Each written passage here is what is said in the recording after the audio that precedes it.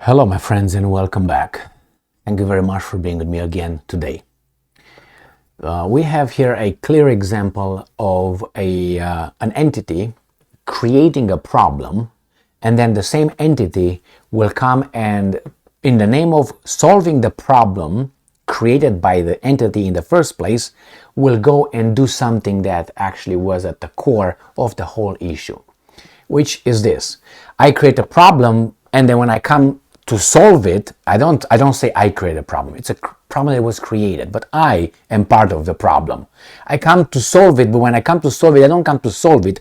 I'm going to go and take your house, because somehow I will connect you owning a house with the issue at hand. You know what I mean? I'm going to give you another analogy, but let's first read the title of this article coming from Russia Today, and it's about the UK Defense Secretary. So Russia Today, conflict is coming, end quote. UK Defense Secretary warns. Wallace, this guy right here, is urging increased military spending and suggests Britain could be at war with Russia and China by the end of the decade. I think by tomorrow. Your actions push it very much that way. So let's read what's going on here and let's discuss it. So this guy who just sent missiles, long-range missiles to Ukraine. This guy who was to increase the military spending for Ukraine. This guy who wants to send Ukraine anything against the Russians, but they're not involved in a war. Britain is not involved, but gives them everything over there for those guys to fight. So they're fighting with other people's lives. You know, he creates a problem, pokes the Russians really bad, and he said, well, we might be at war with Russians and the Chinese. Well, why? The Chinese, it's a different story in the Far East, where again, you insert yourself. Look on the map, or on that little thing over there, the globe, and you look where Great Britain is, and look where China is. Look where, I don't know, South Korea, North Korea, Taiwan is, Japan, and you figure out they're far away from Great Britain, though. So why are you there? Well, we're the forces of good. Well, I didn't appoint you, nobody voted for you, so get up. Well, nobody asked you anything, Emil, as well, so shut up, you, Emil. Okay, I'm listening. Okay. Anyway, so here we have this guy who is part of the problem, and he says, well, these guys might attack us. We didn't do anything. Unprovoked. They wouldn't do anything. Really? And then it's like this. United States, certain things happen like this. Let me give you an analogy. A perfect example, actually. I'm a politician and I want your guns. All right? And I want your guns so you cannot be free or limit your freedom. And then I'm going to come after your speech. I'm going to come after your ownership. I'm going to come after a lot of things. Why? Because I don't like it. I want to be unchallenged. That's one of the marks of a tyrant. So, what am I going to do? Well, how about if we have less law enforcement in the street? What do you think is going to happen? Well, the criminals will obviously know that and will see that, and they will not get caught. So they will get more arrogant, and more crime will go up. Not according to these guys. They say if you take the police out, defund the police, as they say it, then the criminals will say, oh my God, I don't think I should go and rob that place. I don't think it's fair. Let's go home, Gigi. Let's go and play some cards, or I don't know, go and help that lady carry her, cart and so on. Yeah. Do you think that's what's going to happen? In a child's brain happens. Below 86 IQ, that's what happens. So what happens? There's more. The crime will increase in the neighborhood, in the city, in the country. Why? Because there are laws. And then you have law enforcement. That means regardless if you have the laws, if you don't have forces to enforce that, the laws, there's going to be crime. I come from a country where the same. In Romania, everything, they had the laws. All the laws you want. There are certain things that are not over there, like the right to bear arms, the free speech, but not in a constitution like that. Okay? But every country has laws and rules and regulations. The problem is, are they enforced? Do you have the apparatus to make sure that they catch the bad doers? So if you take them out, these guys will commit more crime. We're going to come maybe with guns, armed robberies and all that. And then the politicians say, oh, See, it's armed robbery right there, armed. We gotta get rid of the weapons. Hey, citizens, all of you, no more weapons, because weapons, just happen, and weapons kill people. No, people kill people using weapons. But anyway, so this is the way it goes. They're after your guns, not about the crime. So they create a problem, defund the police, get these guys over there. They will do what they do best, which is continue to do their, they use certain things. They use baseball bats, knives, handguns, whatever they use, numbers, 3 people against 1 or so on. So these guys do this, and then the politicians come and solve the problem, but they don't solve it going to the issue. They go to, we're going to take your guns, because armed robberies increased. Armed robberies, yes, that's the danger, guns. Take the guns away.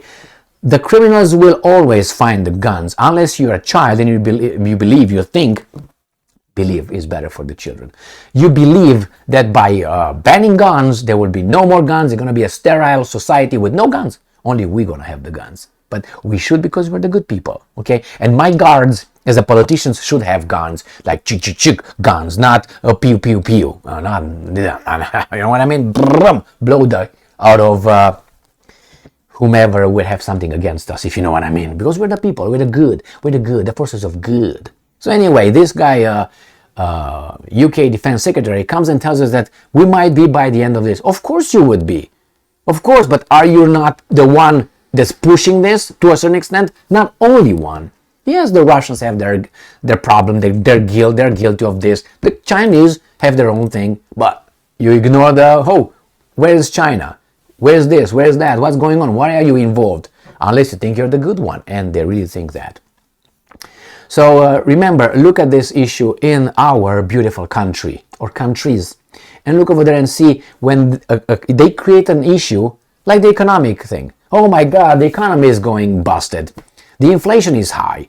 The gas prices are going high. It's not us, it's the Russians. And if it's not the Russians, you know what is going to be my response? Not to create a good business environment, which that's the way it is.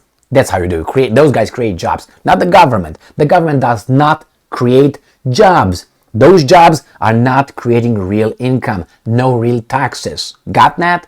So instead of creating a good environment from the private enterprises, businesses to thrive, you go and tax people because you don't have revenue. You do not have revenue. Why don't you have revenue? Because you don't have a private sector to create revenue so you can tax them, to create jobs so they can consume.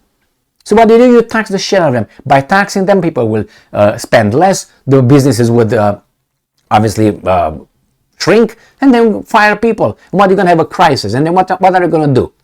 What are you going to do? Tax more, and then you have to look for someone else, not you being the person responsible. Someone else. Hey, Putin. Putin started a war. Really? Did he just really start a war? Woke up in the morning without a hard on and say, "What's going on today, baby doll?" No, I don't think that's what happened. All right. Why? The evidence is there. Look at the chronology of events, and you're going to find out. And I urge you start with 1991. All right, that's a good start. You can start whenever you want if it's relevant for the issue, obviously. But don't ignore any evidence that you might not like. All right, or maybe it offends you, or you're not kind enough. I don't care. Truth before kindness. As I said before, and in my previous videos, if you have them both, that would be great. But any day, truth goes in front of kindness 100%. I'm not going to lie to you. Hey, you actually don't have a terminal cancer. You're not on metastasis right here. You just say, you're a little bit, I don't feel okay, but you're going to be just fine. Well, we all die one day, but you're going to die soon. Is that how it is? Or tell you, hey, we got to do something about it. This is the problem right here. Oh, you're too blunt. What do you want me to tell you? Be a sweet talker and not do anything about it? No, I tell you, hey, this is what it is. How can you solve the problem? How can you help? How can we, adjust? If you're afraid to name the condition, then how in the hell are you going to solve the condition? And be kind. Okay, you're just fine. You look just fine. Oh my God. Anyway, so same here. Yeah, we're going to have war. Yes, if you continue like this, a crazy guy, they already call Putin crazy, but Putin did not use nuclear weapons somehow, because a crazy guy is irrational. An irrational person doesn't really think, in terms of consequences of, hey, what do I do if I do this? It's going to come that. While if I do this, there's a consequence. Just does it. The consequences are really blurry or non-existent. So if Putin would have been, as these guys try to portray him, as a madman, a crazy, or other people in the Russian leadership, those guys would have bombed the Great Britain many times over already. But it didn't happen. So why? Because they're afraid? This is what I think. If Russia, by, let's say, a stretch of imagination or craziness, drops a, how should I call it, low-impact nuclear weapon in Ukraine, somewhere in a field, somewhere, as a warning, and saying the next one is going to be everywhere, what do you think the West will do? Do you think the West will say, let's get ready because we're going to retaliate if they attack? Or they will say, well, maybe we should talk with the idiots, because it got to that point where these guys already did it, like we did it 2 times already, and they might do it again.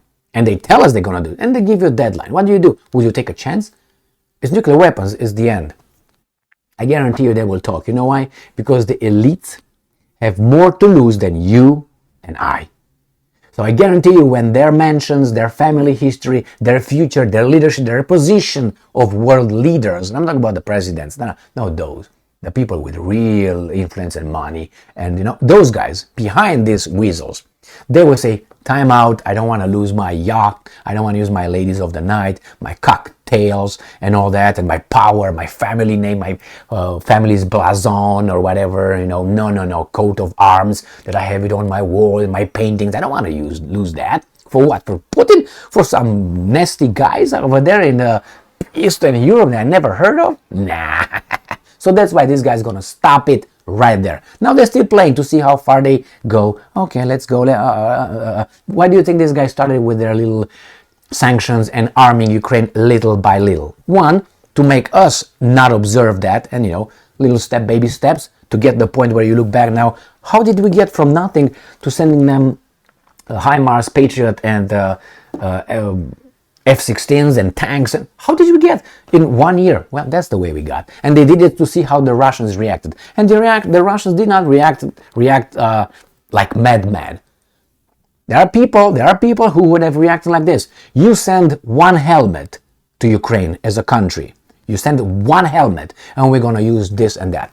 That would have been a mad or almost mad person. And they had to follow through with that. You can't just, if you bluff, then you're bad. So don't bluff. Some people might have done that, and they didn't. And look where they got. But they have different plans. They, as Professor Cohen said, Stephen Cohen, that I mentioned a few times here, he died a few years ago. He said, well, the Russians are thinking in centuries, are planning in terms of centuries. Americans are planning in the election cycle. So they think about 4 years, 3 years, where's the election? The Americans are planning for centuries. And that's true. So I'm pretty sure these guys thought about this war in long term and short terms. That's how you plan. What happens if this is the plan. What happened in this scenario, this. What happened in case this happens, this is. We don't like that to happen, we might like that one. Well, it didn't happen that one, it happened that one. So was this the most probable? Probably.